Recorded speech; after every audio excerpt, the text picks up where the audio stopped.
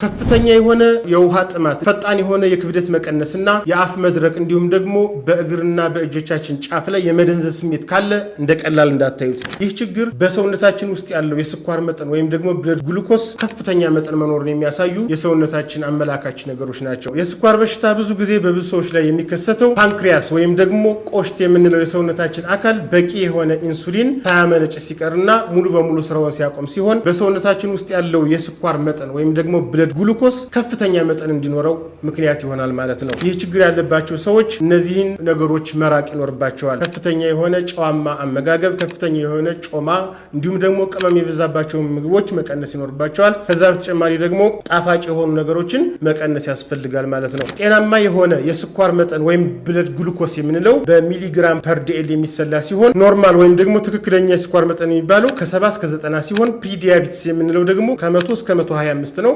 የስኳር በሽታ ወይም ደግሞ ዲያቢቲስ ተብሎ የሚጠራው ደግሞ ከ130 በላይና እስከ 200 ከደረሰ ይህ ከፍተኛ የሆነ የስኳር መጠን ወይም ደግሞ ብለድ ግሉኮስ በደማችን ውስጥ መኖሩን ያሳያል ማለት ነው። ሙሉ በሙሉ እንዲጠፋ የሚያደርግ በማዕከላችን የሚሰጥ ፍቱን የሆኑ እጽዋቶች አሉ። እነዚህ ተፈጭቶ ወይም ምንም አይነት ነገር ሆኖ ሳይሆን ዳይሬክትሊ ተፈጥሯዊ በሆነ መልኩ እነዚህን እጽዋቶች ጧጧት ከምግብ በፊት አንዳንድ ፍሬ በመውሰድ ሙሉ በሙሉ የስኳር መጠን ማውረድ ወይም ደግሞ ማጥፋት ይቻላል ማለት ነው። ለበለጠ መረጃ አድራሻችን አዲስ አበባ ዓለም ባንክ ሰፈር ሲሆን በ0918 21 41 41 ይደውሉ። አመሰግናለሁ።